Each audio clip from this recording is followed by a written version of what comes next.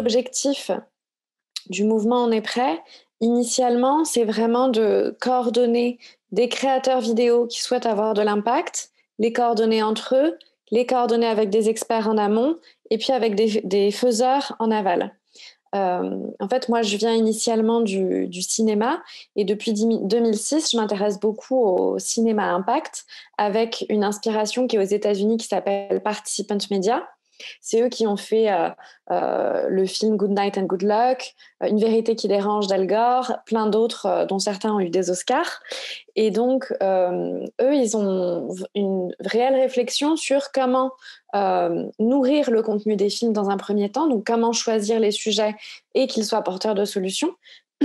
Et dans un second temps, comment faire passer les spectateurs de la vue à l'action.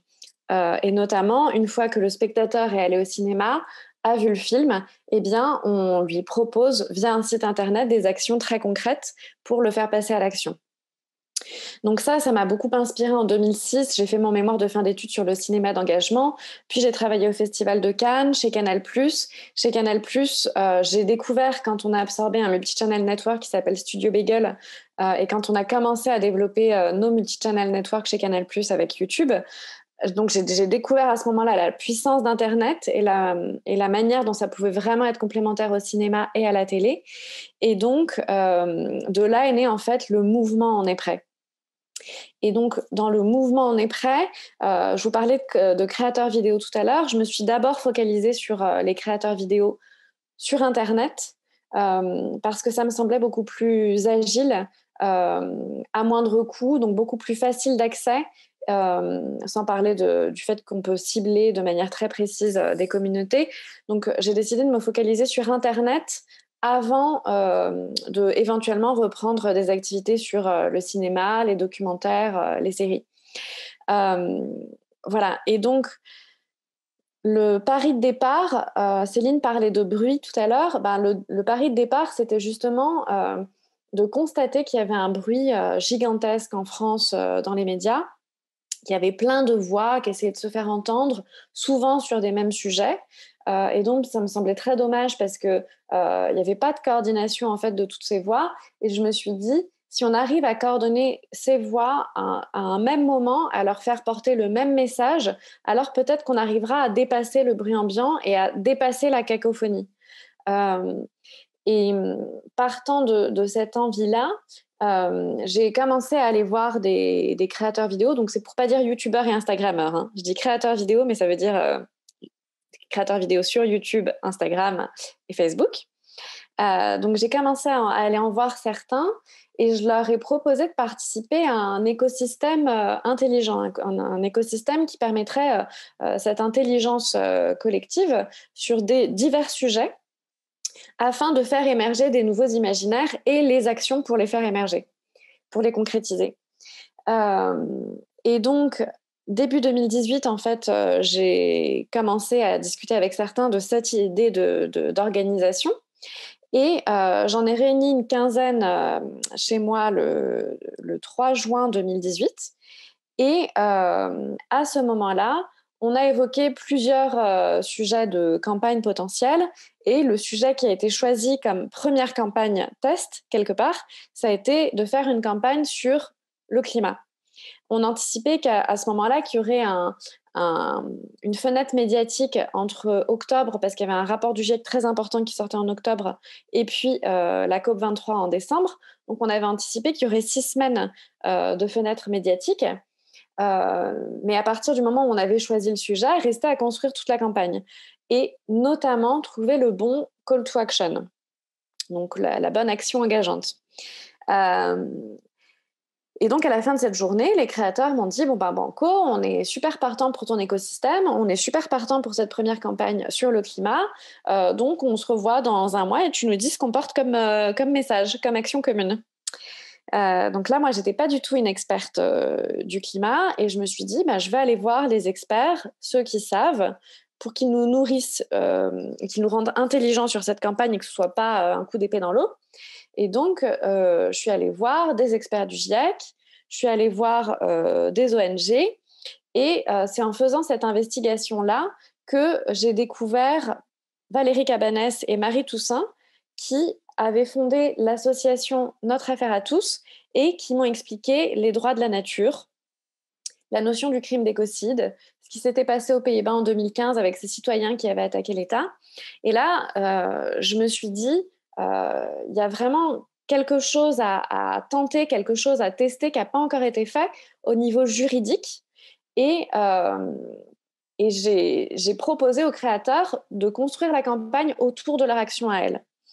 Et au fur et à mesure que les semaines passaient, en fait, les 15 créateurs du départ, qui permettaient de toucher à peu près 2 millions de personnes à cette époque-là, sont devenus 30, puis 40. Ça, c'était juillet, juste avant les vacances. Et, euh, on continue à réfléchir aussi à comment porter cette campagne auprès du grand public en plusieurs étapes, avec des actes préparatoires, justement. Et donc cet été-là, ça a été un été de grande canicule. Tout le monde est parti en vacances. Et puis, au retour des vacances, eh bien, Nicolas Hulot nous a fait la surprise de sa démission. Et à ce moment-là, il y a eu un vrai sursaut citoyen, euh, avec beaucoup de gens qui avaient envie de contribuer et qui se trouvaient complètement désemparés, qui ne savaient pas quoi faire. Et là, ça, ajouté au fait que les créateurs avaient commencé à parler à leurs amis, et ben en fait, ils étaient devenus à ce moment-là une soixantaine. Donc ça y est, on avait dépassé un seuil qui commençait à faire effet boule de neige.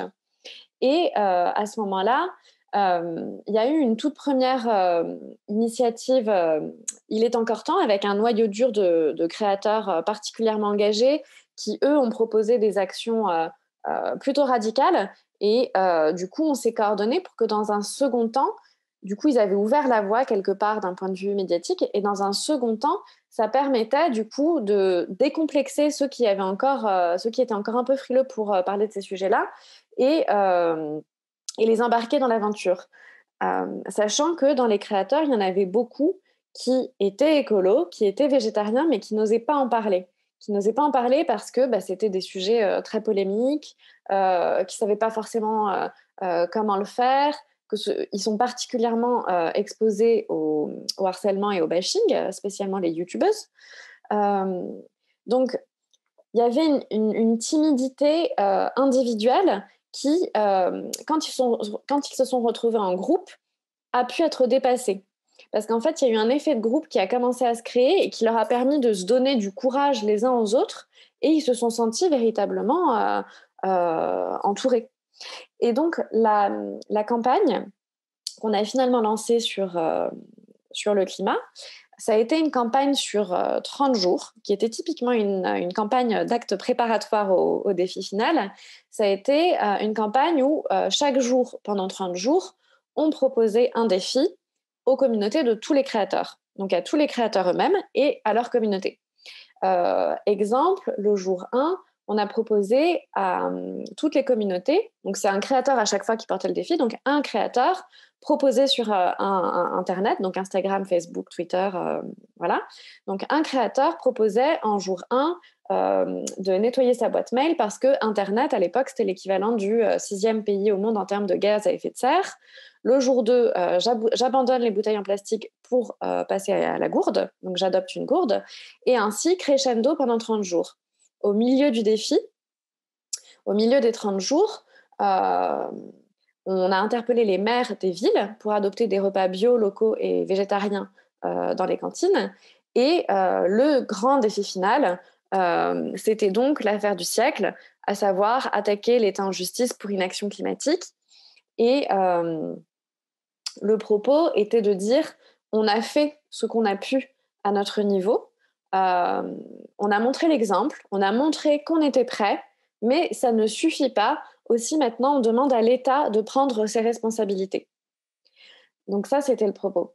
Et en fait, pendant tout le défi, en fait, on a vraiment décidé d'avoir une tonalité surtout pas culpabilisante. C'était très important pour nous, et ça, Céline l'a dit tout à l'heure, c'était très important pour nous de montrer la vulnérabilité de ces créateurs.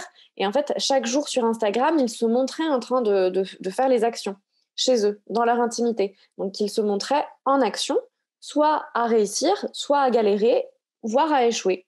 Et c'était super important de montrer que, on peut pas y arriver du jour au lendemain, qu'on n'est pas parfait, et que pour autant, malgré nos imperfections, il faut faire ce qu'on peut et on fait ce qu'on peut et on valorise ça. C'est-à-dire qu'on valorise, de faire à notre échelle ce qui est possible, parfois en se plantant et en fait, on s'encourage et on continuait à s'encourager, hem, les uns les autres, que ce soit les créateurs entre eux ou bien les communautés avec, toute l'équipe d'On est prêt qui était derrière. Donc ce discours sur la faillibilité, c'était super important pour nous.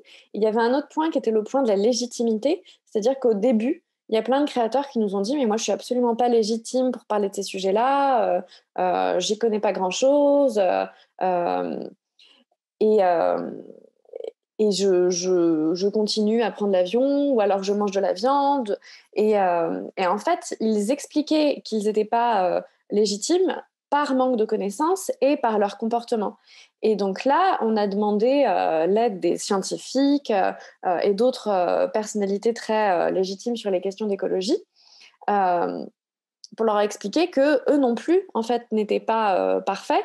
C'est-à-dire que même les scientifiques du GIEC, polluaient, enfin que tout le monde polluait et que pour autant, on avait vraiment besoin de leur voix en tant que haut-parleurs parce que les scientifiques n'arrivaient pas à faire passer leur message au plus grand nombre.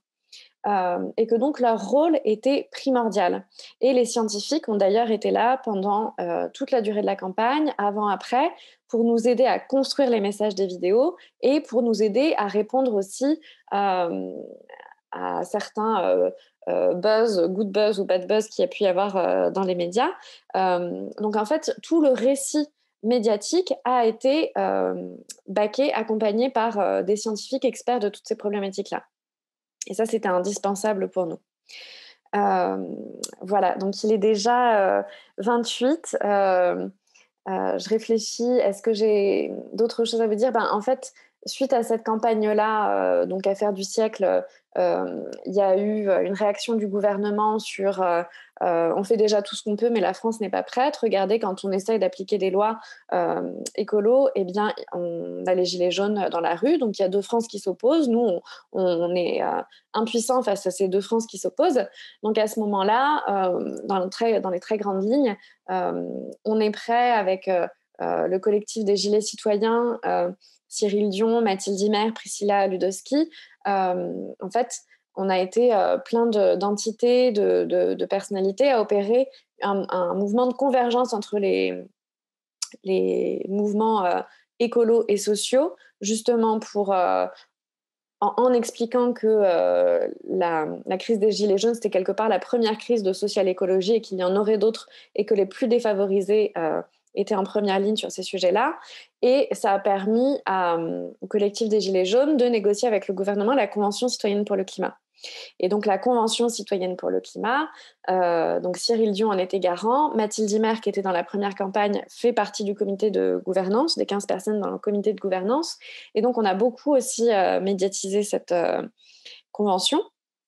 Et au mois de juin dernier, on a également sorti une nouvelle campagne qui s'appelle Imaginons le fait, donc qui fait appel à l'imaginaire. Imaginons le fait, c'est-à-dire imagine, on applique les 150 propositions des citoyens de la Convention citoyenne pour le climat. Et donc, imaginez, Emmanuel Macron tient sa promesse de passer sans filtre ses propositions au Parlement en mesure réglementaire ou en référendum. Parce qu'en effet, Emmanuel Macron avait donné cette promesse à plusieurs reprises devant médias, euh, de passer ces mesures sans filtre. Et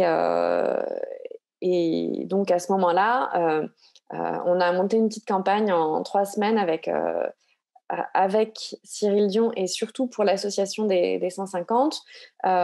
Donc autour de cette vidéo qui a fait à peu près 5 millions de vues, avec un site internet qui permettait d'écrire un email à Emmanuel Macron en lui demandant de tenir sa promesse, et avec des ONG et des entreprises qui montraient leur soutien aux propositions des 150 citoyens. Voilà, je vous remercie.